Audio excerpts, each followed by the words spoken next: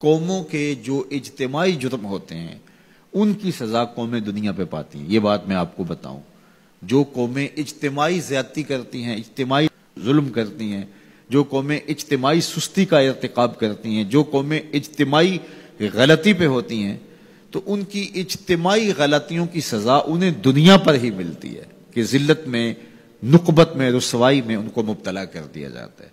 لیکن قیامت کے دن جو ہم نے پیش ہونا ہے وہ اپنے اعمال نامے ذاتی لے کے پیش ہونا ہے۔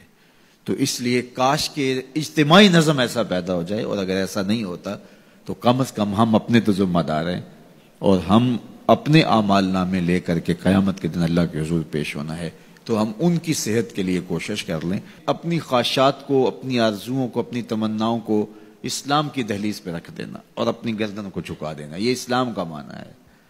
ہم جو رسوم و رواج ہیں وہ بھی اپنے علاقائی رکھیں، اور کلچر بھی ہمارا اپنی خواہش کا ہو، کاروبار بھی ہم اپنے طریقے سے کریں، جھوٹ بولنا چاہیں تو بول لیں، اور ہم مکر و فریب اور دجل و تلبیسات کا بازار بھی گرم رکھنا چاہیں کر لیں۔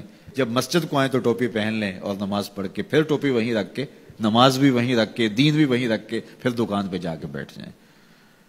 تو وہ میاں جو نماز پڑھی ہے وہ دکان پہ بھی ساتھ لے کے جائیں۔ وہ دینداری آپ کے دفتر میں بھی آپ کے ساتھ ہونی چاہیے، لیکن ایسا نہیں ہے۔ میں ایک بات کہتا ہوں کہ اگر اس طرح کا دین چلتا ہوتا تو ابو جہل کو کیا مسئلہ تھا کہ اس کی جھوٹی سرداری بھی چلتی رہتی، اس کا مکر و فریب بھی چلتا رہتا، اس کا سب کچھ چلتا رہتا اور ساتھ ساتھ دین بھی چلتا رہتا۔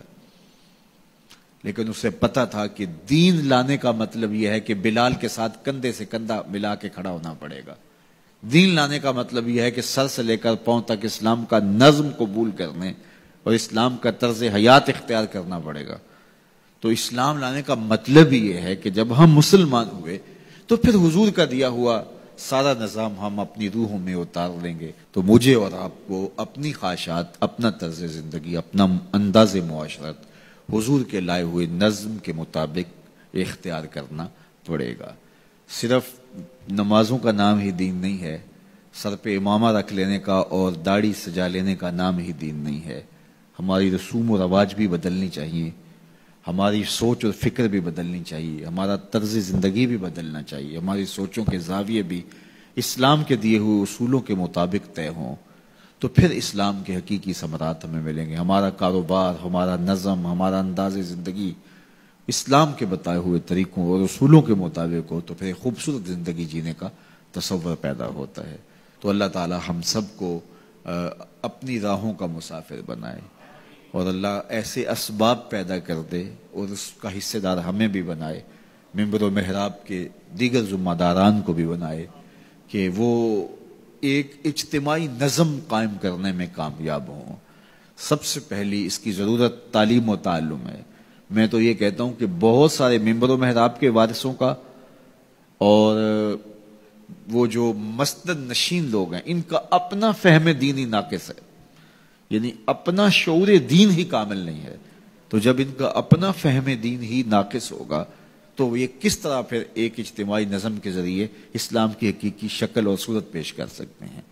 تو اللہ کرے کہ اس طرح کا کوئی نظم پیدا ہو کہ شعور کی دولت سے ہم اسلام کی جو حقیقی تھیوری ہے اور اسلام کا حقیقی جو مزاج ہے اس سے پہلے ذمہ داران کو آگاہ کر سکیں، اور پھر اس کے بعد جو ہے وہ ایک کوشش اور جد و جہد کے نتیجے کے اندر ایک خوبصورت نظم پیدا ہو سکے۔ اللہ مجھے آپ کو اپنی رحمتوں کے حصار میں رکھ کے دنیا آخرت کی بلائیاں اللہ ہم سب کا مقسوم کرے، اور جب تک جئیں حضور کے غلام بن کے جئیں، اور جب موت آئے تو حضور کی غلامی میں آئے۔ سوکھا نکلے سا ظہوری جے ویخ لواں مکھ تیرا، آخری لمحے جب سانسیں ٹوٹ رہی ہوں تو حضور کا دیدار نصیب ہو جائے۔